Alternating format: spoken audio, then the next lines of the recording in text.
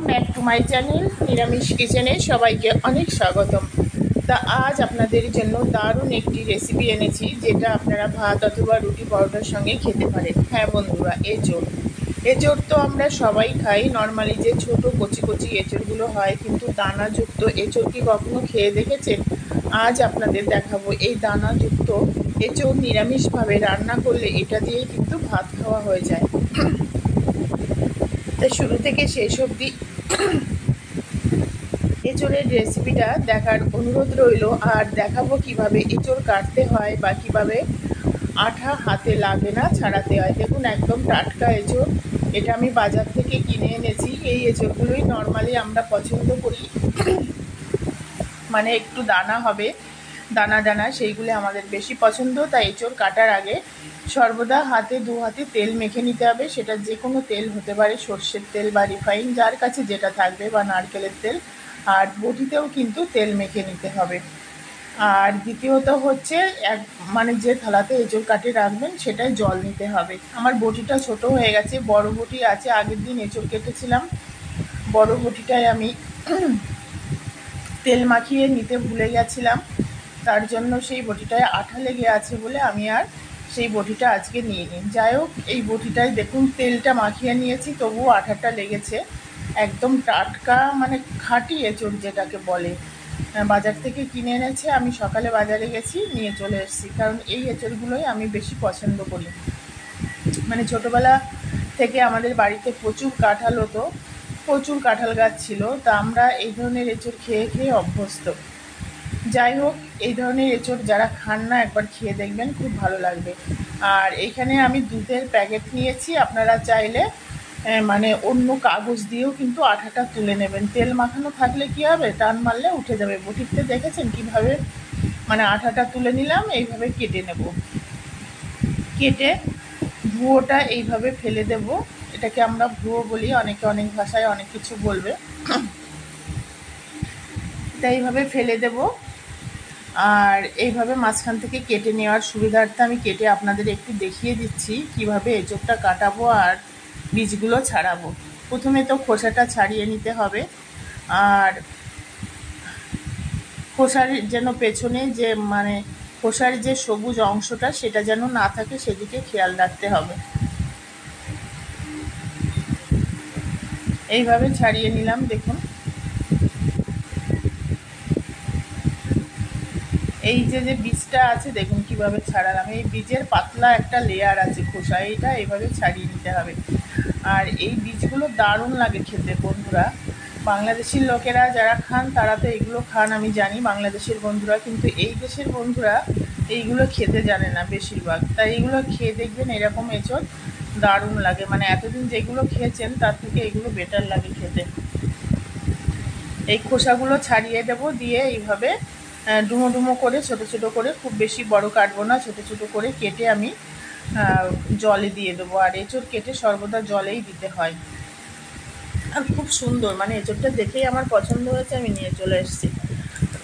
ফ্রিজে আর রাখিনি, রাখলে এটা পেকে যাওয়ার মানে একটা টাটকা জিনিসের টেস্টই আলাদা হয়, আপনারা তো জানেন। যাই হোক, এইভাবে খোসাটা ছাড়িয়ে নিলাম, দেখিয়ে দিলাম কিভাবে এঁচোড় কাটতে হয়। যারা কাটা জানেন না তারা কেটে নেবেন। দেখুন, একদম টাটকা, মানে দেখেই খেতে ইচ্ছা করছে। তো এঁচোড়ের রেসিপি আরও আপনাদের আমি দেখাবো। আমার চ্যানেলে আছে এঁচোড়ের বিরিয়ানি কিভাবে করতে হয়। এখানে আলু নিয়েছি টুকরো করে কেটে খোসাসহ। আর প্রেশার কুকারে এটা একটা সিটি ফেলে নেব। আমার মা যখন রান্না করতো আমরা এরকম সিদ্ধ করে নিতাম না, কিন্তু এখন তো শর্টকাটের দুনিয়া বন্ধুরা। সেই কাঠের জালও নেই, আর সেই দিনও নেই।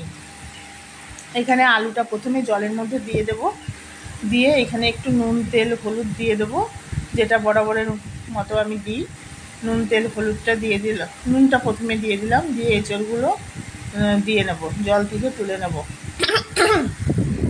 আর এটা এত পরিষ্কার যে মানে দুবার করে ধোবার দরকার হয় না, কারণ এই জলটাতে ধোয়া হয়ে গেল। আবার প্রেশার কুকারে যে জলটা দিয়েছে ওটাও তো ছেঁকে ফেলে দিতে হবে, ধোয়া হয়ে যাবে। খুব বেশি জল দেব না। আর সিটি কিন্তু একটার বেশি ফেলা যাবে না বন্ধুরা। গ্যাসের ফ্লেমটা হাইতে দিতে হবে। একটা সিটি পড়লে সঙ্গে সঙ্গে কিন্তু গ্যাসটা অফ করে দিয়ে ঠান্ডা হলে জলটা ঝরিয়ে নিতে হবে আর আলুর খোসাটা ছাড়িয়ে নিতে হবে। এখানে হলুদ গুঁড়ো দিয়ে দিলাম আর একটু তেল দিয়ে দেবো, সর্ষের তেল দেবেন। দিয়ে আমি ঢাকা দিয়ে দিলাম, প্রেসার কুকারের মুখটা আটকে দিলাম, দিয়ে একটা সিটি ফেলবো, জাস্ট গ্যাস অফ করে দেবো।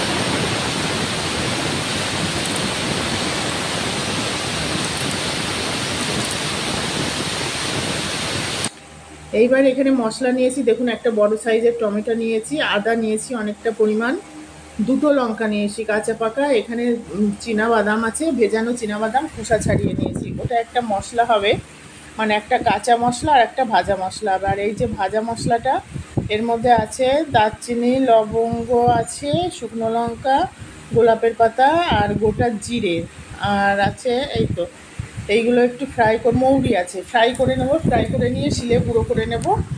এই মশলাটা পরে দিতে হয়, একটা ভাজা মশলা একটা কাঁচা মশলা, এছাড়া টেস্টই অন্যরকম হয়। এইবার এই যে আলুগুলো আমি দেখুন মানে জল ছিল কড়াইতে, যে আলুগুলো সিদ্ধ করে নিলাম, এটা খুব সুন্দর করে লাল করে ভেজে নিতে হবে। একদম লাল লাল হয়ে ভাজা হয়ে গেছে আলু, ভালো মানে সিদ্ধ করে নিলে, ভালো ভাজা না হলে কিন্তু সেই তরকারিতে টেস্ট হয় না বা সেই রেসিপিতে কোনো টেস্ট হয় না। এখানে ওই তেলের মধ্যে গোটা জিরে দিয়ে দিলাম। এবার একটা কাঁচা লঙ্কা দেবো, যেহেতু আমি লঙ্কা দিয়েছি। এখানে নারকেল কোড়া আছে, নারকেল কোড়াটা মাস্ট দেবেন, দেখবেন নারকেল কোড়া দিয়ে রান্না করলে এটা টেস্ট পুরো চেঞ্জ হয়ে যায়। নারকেলের যেহেতু দুধ আছে, মানে খুব ভালো নারকেলটা দুধ আছে, সেই জন্য ছিটকাচ্ছে এইভাবে। যাই হোক বন্ধুরা, এইবার এর মধ্যে একটু নুন দিয়ে দেবো, পরিমাণ মতো নুনটা বুঝে দিতে হবে, কারণ সিদ্ধর সময় আমরা একটু নুন দিয়েছিলাম, যাতে বেশি না হয়ে যায়, কম হলে খাওয়া যাবে। নারকেলটা ব্রাউন কালার ভাজা হয়ে গেছে। এইবার যে মশলাটা আমি তৈরি করে রেখেছিলাম, সেই মশলাটা দিয়ে ভালোভাবে কষতে হবে।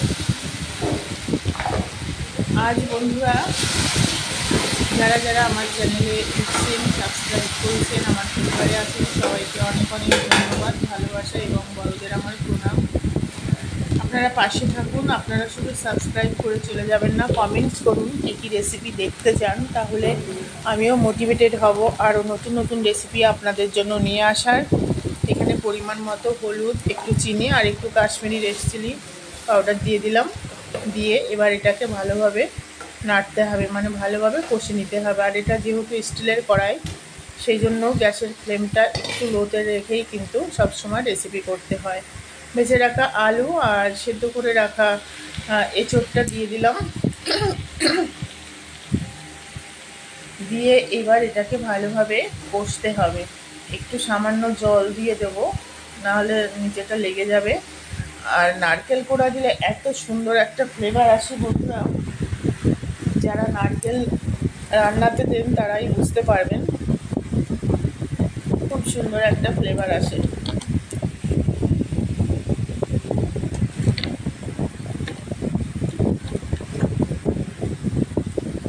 এইভাবে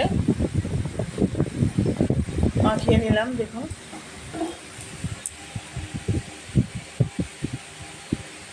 এইভাবে ভালোভাবে কষে নিতে হবে। আর এটা একটু মাখা মাখা টাইপেরই হবে, একটু জল দেবো, সামান্য একটু জল, কারণ অনেকটা পুরো এক কড়াই এঁচোড় আলু আছে, দিলে এটা কিন্তু একটু মানে 5 মিনিট এটাকে কুক করলে হয়ে যাবে, কিন্তু সেই অবধি তো এটাকে মানে জলটা যেটা দেবো একদম টেনে যাবে, চোখটা মাখা মাখা হবে। এবার আমি ঢাকা দিয়ে দেবো, সিদ্ধর প্রয়োজন নেই, কারণ সিদ্ধ হয়ে গেছে। ঢাকা দিলে কী হবে, তাড়াতাড়ি মানে ফুটে উঠবে আর তাড়াতাড়ি হয়ে যাবে রেসিপিটা। তো দেখুন দারুণ ফ্লেভারটা, দারুণ, পুরো ঘর একদম গন্ধতে ময়ময় হয়ে গেছে। এই যে মশলাটা করে রেখেছিলাম, ভাজা মশলা, এটা দিয়ে দিলাম। দিয়ে এবার খানিকটা পরিমাণ ঘি দিতে হবে বন্ধুরা, ঘি দিয়ে আমি এটা নামিয়ে নেব, নামিয়ে নিয়ে সার্ভ করে দেবো।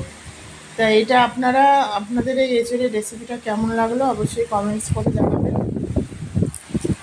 আর অন্যান্য যেসব বন্ধুদের সামনে আমার রেসিপি যাবে, যদি ভালো লাগে তাহলে অবশ্যই কমেন্টস করবেন। পাশে থাকা বেল আইকনটি প্রেস করে অল নোটিফিকেশান অন করে রাখবেন, যাতে নতুন নতুন রেসিপি আপলোড হলে সবার আগে আপনার কাছে নোটিফিকেশান যায়। তাই এঁচোড়টা রেডি হয়ে গেছে, আমি গ্যাসটা অফ করে ঢাকা দিয়ে দেবো।